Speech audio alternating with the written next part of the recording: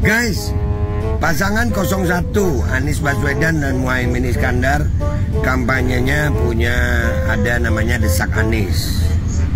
Terus di 03 itu Ganjar Pranowo dan Mahfud MD punya program kampanye namanya Tabrak Prof. Itu dua-duanya nggak kreatif. Yang kreatif itu emang 02. Serius. Programnya itu original. 01 03 itu jangan-jangan nyontek program 02. Apa itu? Desa MK tabrak konstitusi. Hahaha. Dan baper.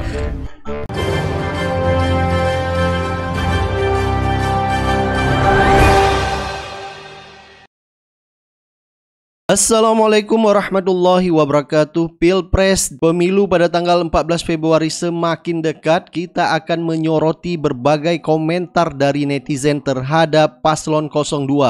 Jadi banyak sekali paslon 02 melakukan blunder lah ya. Dan jejak-jejak digitalnya dibongkar oleh netizen. Ya bisa dibilang menjilat ludah sendiri. Belum lagi netizen membongkar fakta-fakta lainnya seperti food estate dan juga Jokowi yang tadinya mengatakan netral akhirnya presiden berhak untuk memihak. Jadi banyak sekali dari 02 ini berharap bisa menuju satu putaran dan akhirnya Jokowi harus turun tangan. Jadi dianggap kalau raja sudah bergerak artinya kekalahan semakin dekat ya. Jadi semakin terdesak. Baik, langsung saja kita lihat sorotan dan komentar dari netizen. Ini dari Babe Aldo. Jadi Babe Aldo mengatakan 01 dan 03 kurang kreatif. Jadi nyontek dari 02. Ini adalah satir ya. Coba kita lihat langsung videonya. Guys, pasangan 01 Anies Baswedan dan Muhaimin Iskandar kampanyenya punya ada namanya Desak Anies. Terus di 03 itu Ganjar Pranowo dan Mahfud MD punya program kampanye namanya Tabrak Prof. Itu dua-duanya nggak kreatif. Yang kreatif itu emang 02. Serius. Programnya itu original. 01 03 itu jangan-jangan nyontek program 02. Apa itu? Desa MK tabrak konstitusi. Hahaha. Dan baper. Benar sekali kata Babe ya. Jadi 01 dan 03 ini jangan-jangan memang nyontek ke 02. Sorry ya. Pak, kayaknya lawan Bapak agak berat nih Pak. Prestasinya banyak. Dia mah cuman politik identitas. Loh, kan buktinya ada tuh Pak, Stadion JIS bagus banget Pak. Ah, itu mah politik identitas. Loh, kan ada juga tuh Jaklingko. Jakarta juga Jalan Sudirmannya bagus Pak. Hah, itu mah dia ngomong doang, jago ngomong. Nah, buktinya sekarang Jakarta juga banjirnya udah kurang Pak, bagus itu. Ah, itu mah retorika doang, dia retorika doang. Sorry ya. Nah, Bapak ngebantah terus. Bapak kan prestasinya apa?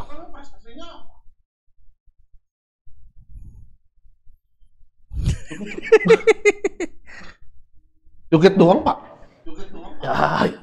Prestasi Anies Baswedan tidak diakui ya. Jadi selalu digembor-gembor dengan retorika aja, omon-omon. Jadi Anies cuma bisa omon-omon. Padahal faktanya banyak sudah prestasi yang sudah dilakukan oleh Anies Baswedan di Jakarta. Dan yang paling sangat menonjol adalah Jaklingko. Dan ini cukup banyak dirasakan oleh masyarakat. Nah, ini ada video rusuh rebutan nasi kotak acara kampanye Prabowo di Medan beberapa waktu yang lalu. Coba kita lihat videonya.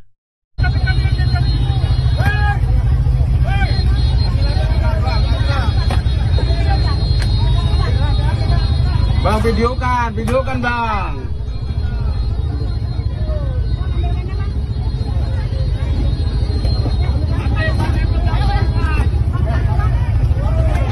Tutup spion, patalan spion.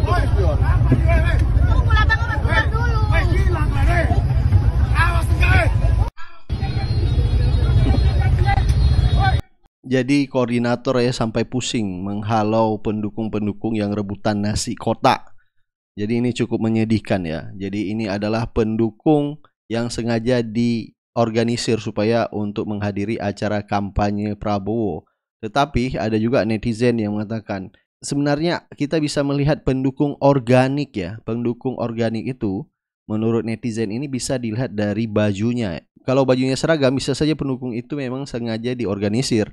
Begitu juga sebaliknya, kalau pendukung tidak memakai baju itu adalah pendukung organik. Gue baru nyadar loh, bedanya pendukung original sama pendukung bayaran ternyata simple.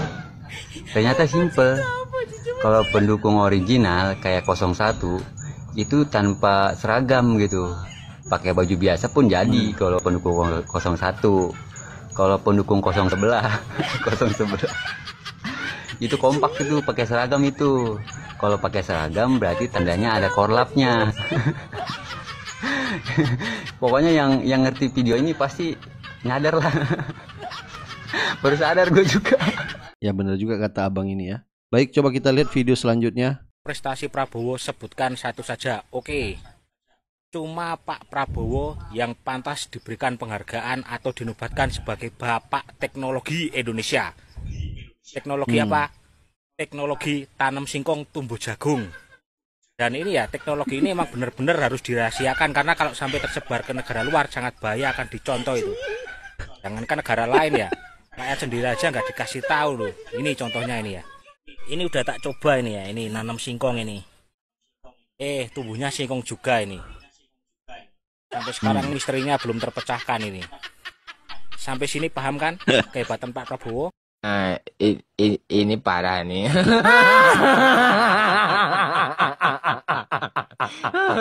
Jadi luar biasa ya, netizen membongkar kehebatan Prabowo nanam singkong tumbuh jagung, dan ini tidak bisa dilakukan oleh banyak orang, hanya Prabowo yang bisa melakukannya. Luar biasa.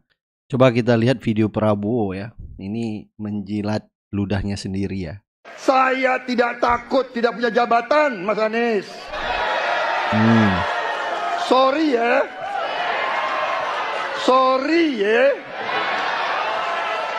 Meanwhile, aku calon presiden. Gak jadi. Tapi lumayan Menteri Pertahanan sekarang.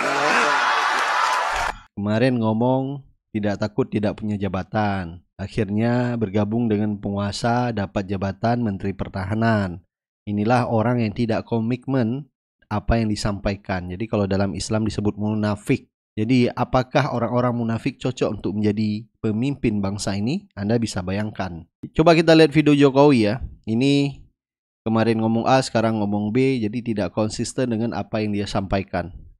Selentingan keluar duet Pak Prabowo dan Mas Gibran dijodohkan. Itu aja juga didengerin. Pertama umur. Yang kedua baru 2 tahun aja. Jadi wali kota. Yang logis saja lah. Bangga nggak Pak? Mas Gibran udah bilang ke Bapak Pak? Apanya? Mas Gibran udah ini ke Bapak izin komunikasi. Mas Gibran pernah bicara nggak Pak ke Bapak soal jadi cawapres? Bicara sebagai cawapres dan sebagainya, udah pernah? Ya orang tua itu hanya tugasnya mendoakan dan merestui.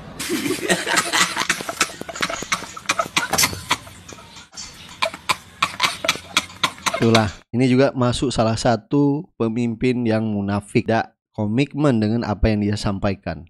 Gibran hari ini dilantik jadi wakil presiden misalnya, minggu depan dicalonkan, lalu dia jadi. Entah dia sebagai calonnya Ganjar atau calonnya Prabowo. Lalu terjadi krisis politik di Timur Tengah.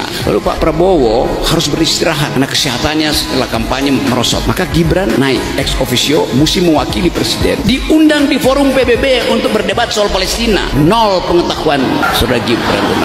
Jadi itu yang terjadi. Jadi kita membayangkan bangsa ini dari zaman kemerdekaan dihuni oleh mereka yang berpikir tajam. Natsir berdebat dengan Aidit komunis tapi pikirannya internasional. Walaupun Anda mau protes tapi dia berpikir internasional. Pak Nasir berpikir tentang pan-islamisme internasional. Bung Karno berpikir untuk mengekspor revolusi tingkat internasional. Haji Agus Salim cakep banget untuk bertengkar di PBB. Sultan Syahrir otaknya sangat pintar untuk menghalangi Belanda masuk kembali ke Indonesia. Muhammad Hatta yang pikirannya sampai sekarang masih diikuti oleh dunia tuh. Itu ide tentang koperasi. Ya, Anda bisa bayangkan ya, kalau seandainya apa yang disampaikan oleh Rocky Gerung terbukti nanti, kalau seandainya Prabowo Gibran jadi presiden, Anda bisa bayangkan di tangan seorang bocil akan berdebat di sidang umum PBB, berdiplomasi dengan negara-negara luar yang pengalamannya cukup minim sekali. Apakah bangsa Indonesia akan menyerahkan bangsa ini kepada Gibran, kepada adik bocil kalau kata Korni?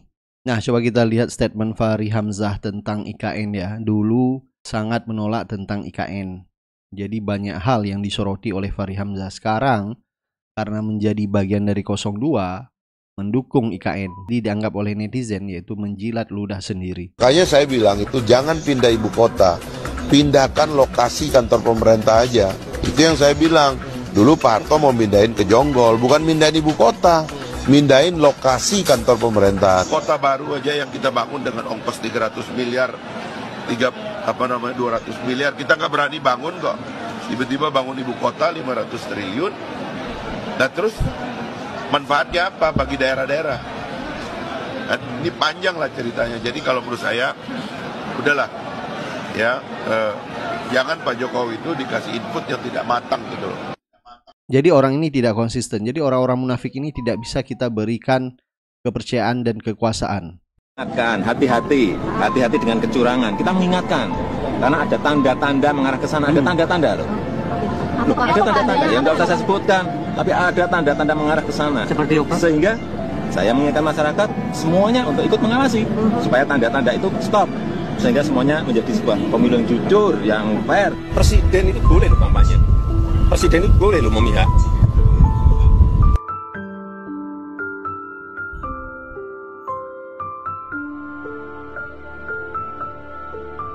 Itulah kalau sudah ada kepentingan buat diri pribadi dan keluarganya, jadi apa saja bisa dilakukan. Kita mau hilirisasi, kita hilirisasi itu 33 jenis komoditi perkebunan rakyat yang dulu menjadikan POC Belanda itu kaya. Rempah-rempah sama kopi. Rempah-rempah sama kopi kita itu 600 triliun loh setahun. Tapi ekonominya itu dikuasai Singapura, Vietnam, Thailand, Bangladesh, India, dan Cina. Mereka yang packing ulang dan ekspor ke Eropa dan Amerika. Ini yang harus dihilirisasi. Bukan tambang dan mineral. Bukan tambang dan mineral. Ini tambang dan mineral inilah justru yang menghancurkan ekonomi negara tropis. Takdir kita itu negara tropis.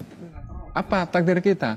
Cengkeh, kopi, pala. Kenapa dia? Semakin besar pohonnya, produksi semakin banyak. Ekonominya tumbuh, implementalnya tumbuh, ekonomi terdistribusikan. Jadi salah kaprah lagi nih. Salah kaprah. Programnya bagus tapi mungkin salah produk, salah sumber daya. Yang saya sesalkan begini. Baik.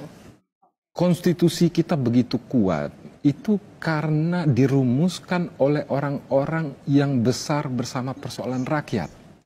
Nah, sekarang ini kita mau memilih pemimpin yang tidak paham persoalan rakyat. Tidak paham alam dan lingkungan kita. Karena komunitas perkebunan kita lebih besar dan itu lebih banyak menguntungkan. Jadi kalau kita lihat ini lagi-lagi kepentingan daripada oligarki. Jelas, Undang-Undang Nomor 7 Tahun 2017 jelas menyampaikan di pasal 299 bahwa Presiden dan Wakil Presiden mempunyai hak melaksanakan kampanye. Jelas. Jadi yang saya sampaikan ketentuan mengenai undang-undang pemilu jangan ditarik kemana-mana. Iya, tapi orang mengerti bahwa Presiden mencari pembenaran terhadap ucapannya itu. Sebetulnya kalau kita mau fair, iya itu dalil yang membenarkan, yang membolehkan. Tapi ada dalil yang membatalkan, yang melarang, yang bahkan orang periksa akhirnya ketemu bahwa Mahkamah Konstitusi sudah bilang bahwa iya memang boleh kampanye, tetapi ada tetapinya tuh. Anda maksud Mahkamah Konstitusi yang tidak boleh ada hubungan darah itu maksudnya ya, Bung Rocky ya? Iya. Kan itu yang tidak boleh, boleh aja, tetapi kecuali Presiden punya hubungan darah, bahkan disebutin sampai cucunya tuh, sampai ada 3 turunan. Jadi Jokowi cuma cari yang membolehkan, bukan yang melarang dia tuh. Itu konyolnya tuh. Dan konyolnya itu kemudian ya udah jadi olok-olok orang lagi tuh. Anda bisa nggak membaca undang-undang itu? Ada cara membacanya tuh, semacam cross fertilization itu, supaya tidak terlihat bahwa Anda hanya memilih sesuatu yang mengenakan Anda. Jadi kalau kita lihat Jokowi ini panik kayaknya. Kemarin setelah memberi pernyataan boleh memihak, boleh kampanye, akhirnya membuat klarifikasinya. Baik, silakan Anda beri pendapat dan komentar Anda. Kita akan ketemu di video selanjutnya. Assalamualaikum warahmatullahi wabarakatuh.